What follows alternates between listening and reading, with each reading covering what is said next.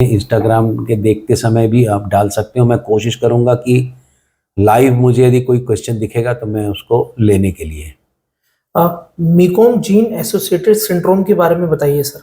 ये मीकोम जीन का देवेंद्र जी आपको बहुत बार बोला गया है कि आप ये क्वेश्चन क्यों नहीं लेते। मैं देखा हूँ, मेरी एक रिक्वेस्ट ये है कि इसका डिटेल, मैं उसमें एक कमेंट में भी लिखा था कि आप इसका डिटेल देवेंद्र जी को पूरा भेजिए, व्हाट्सएप करिए, मैं उसको पहले देखूंगा फिर आपको आगे बताऊंगा कि एग्जैक्टली क्या है, क्योंकि इसका वीडियो में डायरेक्ट सरसरी तौर पे जवाब देना ठीक नहीं होगा। सर, अगर किसी को जेनेटिक डिसीज के बारे में जानना है, जैसे कि सिकल सेल डिसीज या थैलेसीमिया है कि नहीं, तो सीवीएस ना कराकर डायरेक्ट एमनियोसेंटेसिस की सलाह क्यों दी जाती है, जबकि सीवीएस की रिपोर्ट तो पहले आ जाती है?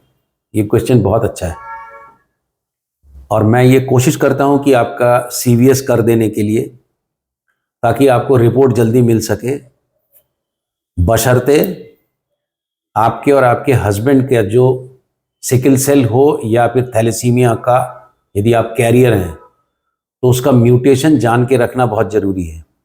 नहीं तो होता ये है कि जब हम कोरियन बायोप्सी भी करते हैं तीसरे महीने में, तो हमको ये नहीं मालूम रहता है कि बच्चे के टिश्यू में हम कौन सा म्यूटेशन देखें। ये म्यूटेशन हस्बैंड वाइफ से ही आएंगे। तो अब हम यदि बच्चे का म्यूटेशन और हस्बैंड वाइफ का म्यूटेशन अब खोजने जाएं, जो जेनेटिक लैब में होता है, तो उसका टाइमिंग कम से कम 20 से 22 दिन लग जाता है। 10 दिन 12 दिन तो लग ही जाता है। तब हम ये बोलते हैं कि आप यदि कैरियर हैं थैलेसीमिया के या फिर सिकल सेल कैरियर हैं, तो सिकल सेल तो स्ट्रेट फॉरवर्ड होता है, पर कई बार खाली सिकलिंग के साथ में थैलेसीमिया का भी यदि प्रॉब्लम है, कई बार समझ में नहीं आता है, तो हम हस्बैंड वाइफ का पहले जेनेटिक टेस्ट करके उसका टाइप ऑफ थैलेसीमिया पता करके रखना बहुत ज़रूरी है, ताकि जब आपके बच्चे का, यदि आप प्रेग्नेंट होते हैं, तो आपके बच्चे का जल्दी से जल्दी डायग्नोसिस हम सीवीएस से कर लें, करके हम उसका आंसर दे सकें 10 दिन के भीतर। सीवीएस में एक प्रॉब्लम ये भी हो सकती है कि यदि प्लेसेंटा हमारे पास, हमारे एक्सेस में नहीं हो, तब हम एमनियोसेंटेसिस का एडवाइस देते हैं। एमनियोसेंटेसिस ओवरऑल एक गोल्ड स्टैंडर्ड है, अच्छी चीज़ है, बट थोड़ा सा लेट होता है। पर कई बार मजबूरी में यदि सीवीएस नहीं कर पाए तो हमको एमनियोसेंटेसिस में जाना पड़ता है। उसमें मालूम है कि थोड़ा लेट होता है, पर देर से ही सही, पर आपको रिपोर्ट मिल जाती है। सर, अनएक्सप्लेन्ड इनफर्टिलिटी में जब नेचुरल प्रेगनेंसी नहीं होती, तो क्या आईवीएफ में ज़्यादा चांसेस रहते हैं या उतने ही चांसेस रहते हैं जो सारे बाकी के पेशेंट्स के रहते हैं? Very tricky question, but unexplained infertility में मोस्ट ऑफ द टाइम जो अनएक्सप्लेन्ड रहता है वो होता है ट्यूब का फंक्शन ठीक नहीं होना, भले ही वो ट्यूब एचएसजी में अच्छी दिख रही हो। तो जब हस्बैंड का स्पर्म ठीक है, वाइफ का पीरियड ठीक है, एएमएच ठीक है, दोनों साथ में रहते हैं, तो प्रेगनेंसी नहीं होती है, एचएसजी में ट्यूब खुली हुई बता देते हैं, पेटेंट है बताते हैं, तो उसको एक अनएक्सप्लेन्ड इनफर्टिलिटी का नाम देते हैं। पर ये अनएक्सप्लेन्ड नहीं है, अधिकतर एक्सप्लेन्ड है कि फर्टिलाइजेशन नहीं हो रहा। फर्टिलाइजेशन होता है बच्चेदानी की नली में। तो यदि एंडोमेट्रियम अच्छा है, बाकी चीज़ें अच्छी हैं, तो प्रेगनेंसी रेट डेफिनेटली अच्छी होगी। यदि ट्यूब में प्रॉब्लम है जो कि अनएक्सप्लेन्ड कह के पहचानी नहीं जा रही, तो उसमें एम्ब्रियो भी अच्छे बनते हैं, प्रेगनेंसी रेट भी अच्छी होती है। सर, क्या ज़्यादा एएमएच होना प्रेगनेंसी ना होने का कारण होता है? ज़्यादा एएमएच मतलब कितना एएमएच होना? ज़्यादा एएमएच पॉलीसिस्टिक ओवेरियन डिजीज़ के डेफिनेशन में अभी तक एएमएच को ऑफिशियली जोड़ा नहीं गया, पर डेफिनेटली एएमएच यदि 9 से ऊपर, 12 से ऊपर ऐसा होने लगता है, तो कई बार पीरियड एबनॉर्मल हो जाते हैं। उसमें फिर एग की क्वालिटी अच्छी नहीं निकलती है। अंडे तो रहते हैं, पर अंडे की क्वालिटी अच्छी नहीं निकलती है। उसमें प्रेगनेंसी रेट थोड़ी कम होती है। पर उसमें एक अच्छी बात ये रहती है कि उसमें अंडे चूँकि ज़्यादा रहते हैं, तो भ्रूण बनने के चांस ज़्यादा रहते हैं, और एक बार में नहीं हुआ तो फ्रोजन एम्ब्रियो ट्रांसफर से होने का चांस ज़्यादा बढ़ जाता है। सर, नॉर्मल एनटी और एनएफ वैल्यू कितनी होनी चाहिए?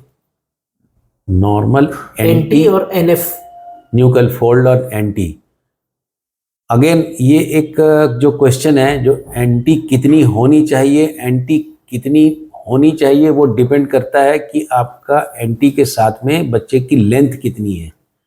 हर लेंथ का, हर जेस्टेशनल एज का एंटी एक न्यूकल थिकनेस का एक औसत होता है। उस औसत के ऊपर या नीचे यदि उस पर्टिकुलर जेस्टेशनल एज में उसमें फ़र्क हो, तब हम एंटी को नॉर्मल या एबनॉर्मल नहीं बोलते हैं, हम उसका परसेंटाइल निकालते हैं कि वो कितना गड़बड़ है। फिर उस हिसाब से उस बच्चे का डाउन सिंड्रोम का रिस्क असेसमेंट होता है। इतना डिटेल मैं इस वीडियो में नहीं बता सकता, पर नॉर्मल यदि 3.5, 3.6 या 3 से ऊपर, तो उसको हम ग्रॉसली एबनॉर्मल बोलते हैं, क्योंकि वो 90th परसेंटाइल के ऊपर चली जाती है। ऐसे ही न्यूकल फोल्ड का जब हम जांच करते हैं, न्यूकल फोल्ड की जांच हम टारगेट स्कैन के समय करते हैं 18 से 20 हफ्ते के बीच में। उसका एक सामान्य तौर पे हम ये मान के चलते हैं, यदि 6 मिलीमीटर से ऊपर हो तो ध्यान देना चाहिए या एमनियोसेंटेसिस करना चाहिए। सर मुझे कुछ प्रॉब्लम थी लेकिन एमनियोसेंटेसिस नहीं हो पाया। Reason dry tap due to complete chorio amniotic separation, gastroschisis भी है। तो क्या मुझे प्रेगनेंसी कंटिन्यू करनी चाहिए? फिर से पढ़ना, क्या बोला? Dry tap due to complete chorio amniotic separation. Actually ये जो एमनियोसेंटेसिस हुआ है, ये एमनियोसेंटेसिस मैं समझ गया क्या बोलना चाहते हैं। जो dry tap chorio amniotic separation का जो बात होती है, जब आप एमनियोसेंटेसिस थोड़ा जल्दी करते हो, जैसे 16 हफ्ते की जगह 15 हफ्ते में कर रहे हैं, तो ये जो प्लेसेंटा है जिसको कोरियन बोलते हैं, उसके साथ में एमनियन होता है, एक मेम्ब्रेन होती है, उसके भीतर बच्चा रहता है। अब हमको इसके भीतर घुसना है, तो नीडल कई बार यहाँ जाके ये जो मेम्ब्रेन पर्दा है, इस पर्दे को लेके घुसती है, तो नीडल पंक्चर ही नहीं हो पाती। नीडल इसको पंक्चर नहीं कर पाता। पंक्चर नहीं कर पाता तो आप एमनियोटिक सैक में घुस ही नहीं पा रहे, तो ये ड्राई टैप कहलाती है। इस केस में यदि आप थोड़े दिन बाद एमनियोसेंटेसिस करेंगे, थोड़ा ये और बड़ा हो जाएगा, टेंस हो जाएगा, तो एमनियोसेंटेसिस सक्सेसफुल हो सकती है।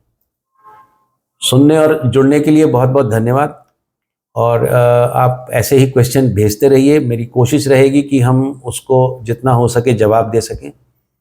Again I am requesting everyone जो हमको देख रहे हैं, यदि हमारे वीडियो के कंटेंट और जवाब आपको अच्छे लगते हैं तो प्लीज़ हमारे इस चैनल को सब्सक्राइब जरूर करिए। सब्सक्रिप्शन बढ़ने से हमारा हौसला और बुलंद होता है और हमको अच्छा लगता है। सुनने और जुड़ने के लिए बहुत बहुत धन्यवाद।